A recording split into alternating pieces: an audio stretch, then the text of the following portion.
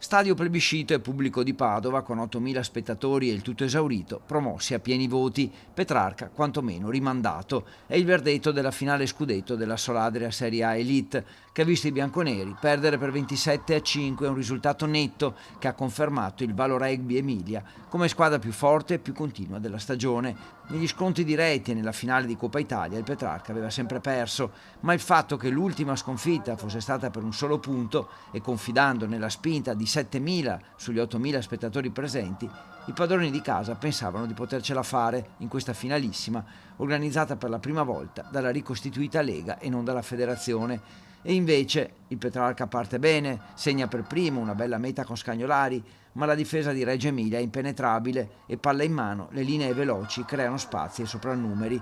E così arrivano 3 mete reggiane che spezzano la partita e consegnano virtualmente il tricolore, il primo della loro storia, agli emiliani. Si va all'intervallo sul 21-5, difficile rimettere in piedi il match.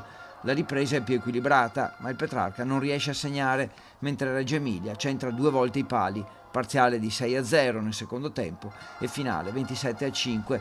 Il resto è festa per il Valo Rugby, con il trofeo consegnato dal presidente della federazione Andrea Duodo, e tristezza per il Petrarca, arrivato comunque con grande merito ed eliminando il Rovigo a questa finale, con il plebiscito che ha confermato di essere davvero uno stadio nato e cucito su misura per questo sport. Io penso che l'abbiamo perso in quei 15 minuti dove abbiamo fatto confusione. Il Valo Rugby ha approfittato bene le occasioni, ha segnato e fino al 14-5 diciamo che potevamo recuperare. L'ultima meta allo scadere del primo tempo ci ha tagliato un po' le gambe. Il rugby è così, vince il più forte e onore a loro. Ci aspettavamo una partenza forte da parte loro e i ragazzi sono stati ovviamente bravissimi a difendere e poi insomma ci eravamo detti di essere coraggiosi, di tenere il nostro gioco, di portare la palla al largo anche se c'era la palla un po' bagnata, e credo che poi questo ci abbia